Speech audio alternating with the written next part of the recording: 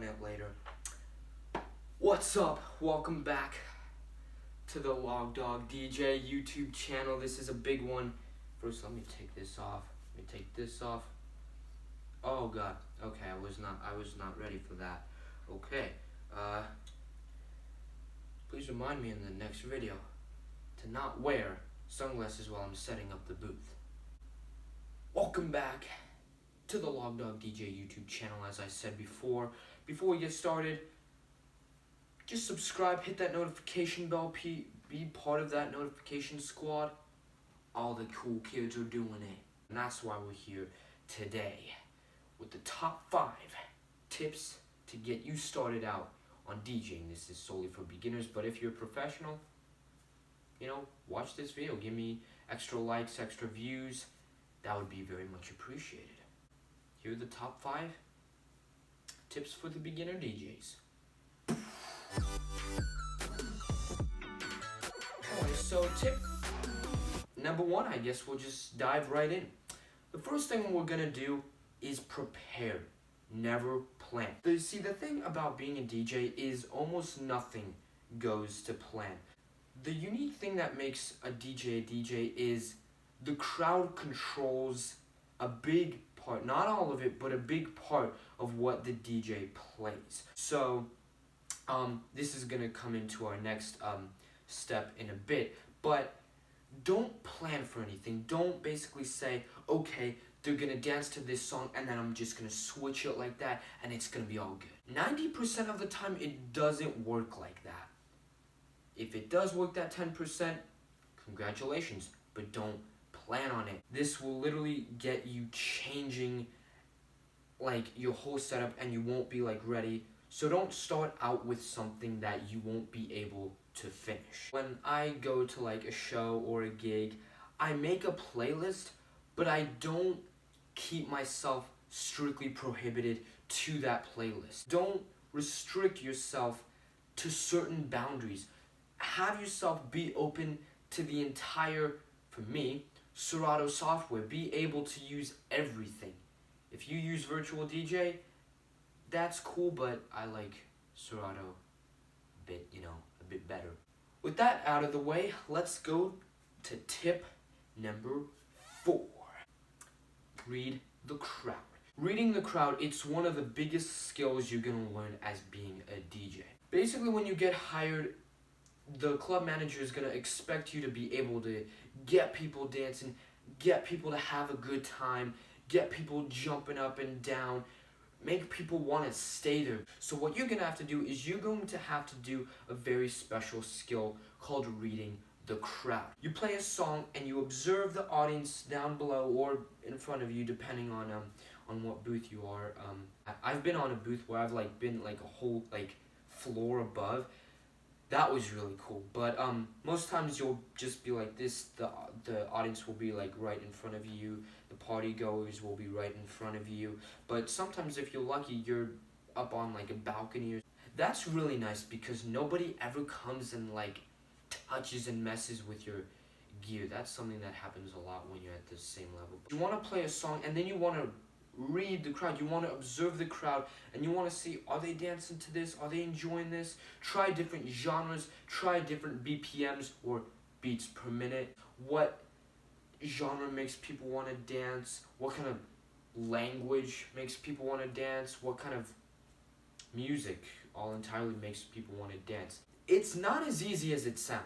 People are not going to act as obvious as you think. My first ever gig, I was at the beach, and I was with my family. We were with a bunch of friends, and everyone wanted me to DJ because they knew that I was a DJ. So I was like, ugh. Keep in mind I was not prepared for this, but anyway, I was like, ugh, okay. So I got everything set up and I hit play. Everybody just sat and just nodded their head kind of like that. The dance floor, keep in mind, is a stressful place. It's an intimidating place. There's that big wide open space. The DJ is going to be watching you. It's, you never want to be the first one out to go. But once people realize that the music is good, they want to kind of, get a little more comfortable. they'll start scooching out. That's when you want to observe. So if people don't go to the dance floor immediately, don't take that as you're a horrible DJ. Let them warm up first. There are a lot of other things about reading the crowd that I could make an entire video about. Let's keep going. At number 3, load and then play.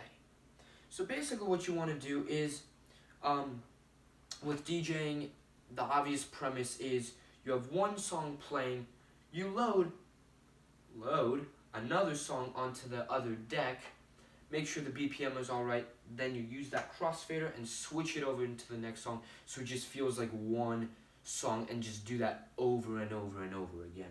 When you get your first pair of DJ decks, you're just gonna be like, oh my god, the songs are playing, I'm gonna do scratching, do effects, filters, equalizers, browse knobs, scratch knobs, shift knobs, everything. Oh, it's gonna be great. Except you need to slow down. The first thing you want to do is while track 1 is playing, you want to load track 2, get it all set up, make sure it's at the right BPM, make sure it's ready, then you want to start playing with the effects. You never want to load this song and then just start playing with the effects and filters on that song, because before you know it, and it's gonna come fast, the next song won't be ready to play, and the first song that you're currently playing is gonna be almost over, and you're just gonna be like, oh god, I gotta switch, and it's gonna be just an awful crap transition. It's gonna sound awful. There might even be a blank stop. Thankfully that's never happened to me, but I've had some sketchy transitions. Nothing that ever made the audience just go like that. That was a weird sound, whatever. But I've never had anything that bad, but I've had weird sketchy transitions where I was like, ugh, that didn't sound too good. So anyway, make sure that once deck 1 is playing, or deck 2, I'm gonna use deck 1. Make sure you have your second deck set up, all ready to go, and then you can start playing with deck 1. So when deck 2 has to be ready to play, it's ready to play, and you don't have this big blank chunk of just silence and the audience is just staring at you. We're sadly at tip number 1, the last tip of the video. Requests and take negative feedback. The thing that you're gonna soon realize about feedback, and you do your first gig, there's a good chance it's gonna be absolute hell. When you're just starting out, chances are you won't be a prodigy. You won't be this amazing big hit. You're just gonna be like, oh my god, what I'm doing, because everybody's looking at you. Very few times will you ever have an amazing first gig of your life. It will be dirty, it will be disastrous. I remember my first gig. Okay, so I loaded up my decks and my transitions. All the things that I'd been practicing with my decks had just completely gone out the window. Everybody was staring at me. Everybody was trying to dance. They weren't really dancing because they couldn't dance because I kind of sucked back then. It was really a disaster. I was just like, oh my god. When everybody left, I heard, like, back in school, this was when I lived in Germany, by the way. I'm in America, but this was when I was in Germany. So when I came back to school, everybody was talking about it. Everybody's like, you need some help on that. And to be honest, I felt pretty shit. I felt like garbage. Everybody was just talking about me. Nobody was really praising me at the time. Everybody was just kind of like, you need some work on those decks. And I've never been just like so uneasy. It was pretty bad. When I got home, I was sitting there and I was like, man, do I really want to do this? Like, if this is gonna happen every day, what's the point? This is when you need to learn how to take negative feedback. You're gonna find that your first gig, even though a lot of people might or might not know that it's your first gig, they will judge you. You're probably gonna overhear, or you're probably just gonna know by the looks on their faces that you sucked, or you sucked and you need a lot of help. You're just gonna be like, oh my god, like, should I do this? Like, should I keep doing this? Like, what's the point? Everyone's being a jerk to me. This is really important. The thing you have to remember is the people that are critiquing you most likely will not be DJs. Chances are that none of them knows the stresses of DJing. Now, for all of you haters out there who think DJing is just pressing buttons, you're dead wrong. DJing is hard. It's really hard, and it becomes 10 times harder, no, 100 times harder. 150, let's keep it at that. 150 times harder when you do it in front of a crowd that you know is judging you, and regardless of whether they tell you or not, you're gonna know what they think. And the important thing is to never let it go straight to your head. What you want to do is you want to take every comment that you hear, and you want to, when you get home or you go to bed, you want to remember those comments, and you want to nitpick them, and you want to take the important things out that you know are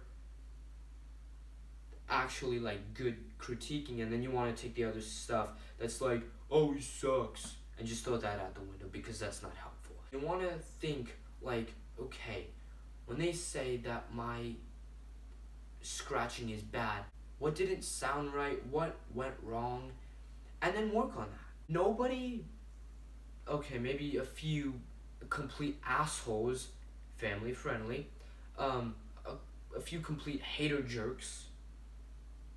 That's a new word. I've never used that before. Anyway, a few new like hater jerks may just tell you, oh, you suck. Because you know you're not the best, it might get you down. I seriously considered giving it all up because I was so sick of receiving such crap feedback that wasn't helping me, and it just seemed like everybody was out to get me. That was hard. Think about what makes sense, what you can work on. For the people out there that actually like aren't complete jerks, they will usually do it subconsciously, or maybe consciously, but subconsciously, to help you out. They want a good DJ, and it's your job as the man of the house, the king of the dance floor, to deliver that amazing, beautiful experience that they're gonna remember for the rest of their lives. Being an AJ is hard, and there's a lot of mistakes that you'll make when starting out. You'll learn from those mistakes, you'll get better, and I honestly think it's going to be a great experience. So if you're a beginner DJ, please keep going at it. You will become better than you were yesterday. I know I did. That's why I haven't given up. I'm still practicing every day because I love it, and it gets better every day, and it will for you too. And for all the people who are just watching just for fun, we're gonna have a lot of cool content, as you heard in the video. There's gonna be a lot of cool things that will come out. I'm definitely looking forward to the rest of the channel. I will see you in the next one. This guy right here, signing off.